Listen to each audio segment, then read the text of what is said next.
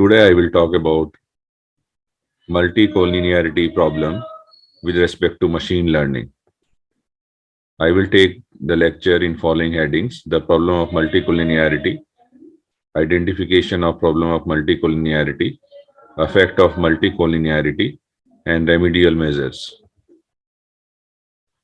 The problem of multicollinearity is applicable to regression models. One of the assumptions of regression model is that the feature variables should not be correlated among each others. Multicollinearity occurs when one or more independent feature variable is highly correlated with one or more of the other independent feature variables. When multicollinearity is present, regression coefficients may switch sign, and regression coefficients are unstable and may vary from one sample to other.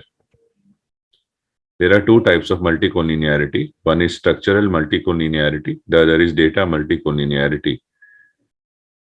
Structural multicollinearity is present when input data have derived variables like the square of a variable or multiplication term of two variables or interaction terms, and data multicollinearity is inherent problem of the input data.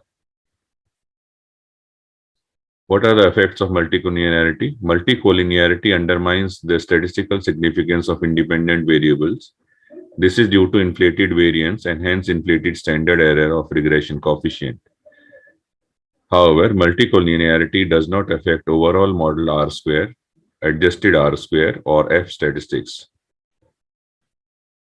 How to identify the presence of multicollinearity? The hint is that the combination of high R square, high adjusted R square, or good F statistics along with insignificant regression coefficients, and it is confirmed by calculation of variance inflation factor, which is high when multicollinearity is present. Note that pairwise correlation may not be very useful for identification of multicollinearity problem. Variance inflation factor is given by this formula, where R square of J variable is the R squared of regression model of Jf variable with all other feature variables. VIF range from 1 to infinity. A value between 1 and 5 is good. Between 5 and 10 may be significant, and a value of VIF more than 10 indicates significant multicollinearity problem. Use of VIF to handle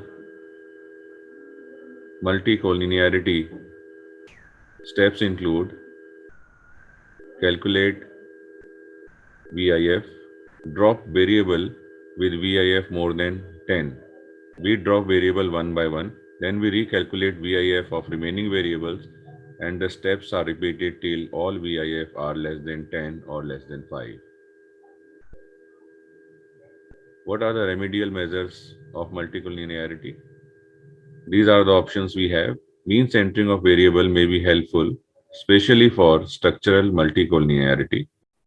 We can remove variables with the VIF more than 10, but we do it step by step with removing one variable at a time and recalculating VIF again.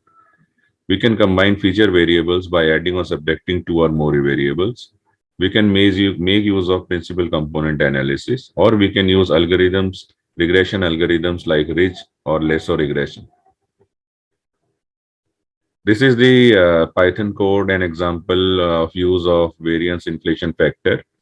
First of all, we import pandas and numpy.